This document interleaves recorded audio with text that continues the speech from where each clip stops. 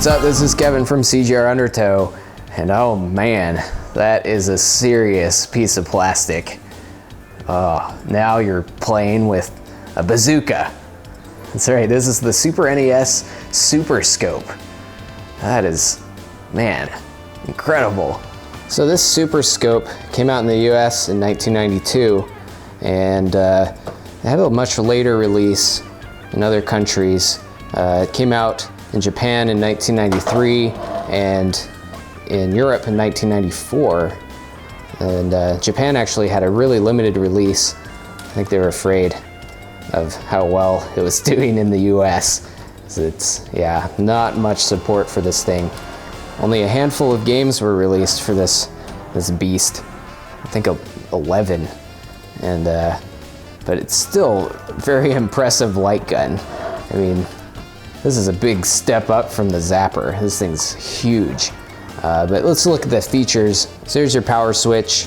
Turn it on, and you can also turn it to turbo. So with this fire button, you can have rapid fire in certain games. And you've got a secondary button here. It's usually pause, and often games will let you readjust your aim. You've also got your scope, which is slightly adjustable, and that'll line up at the end, this little reticule. So actually when you look through the scope, you can see the screen through this tiny little hole, kind of impressive. And so you can actually get really good accuracy with this, a lot more accurate than the Zapper, I'd say. This part of the scope can also be unhooked in case you're a southpaw, left-handed. You can put it on the other side that way. So that's kind of a nice feature.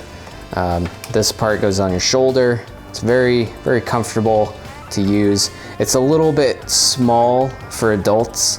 I would often have to twist my neck a bit to really see through the scope. And the battery compartment is here in the back.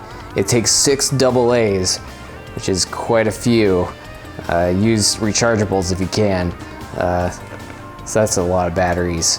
But if you remember to turn it off, you shouldn't have too much problem. They should last a while.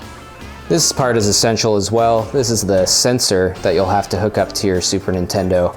So it hooks up to your second controller port, and then you'll want to put this on top of your TV, kind of like a Wii sensor bar. So it's a little bit of a precursor to doing that.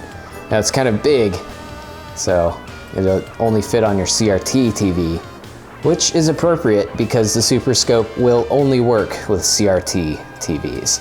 So if you have a plasma screen or an LCD, this will not work. So you need to bust out the old school, big, bulky TV to play with this.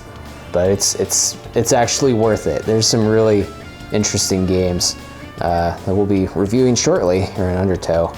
But some very cool shooters. Some are hit or miss.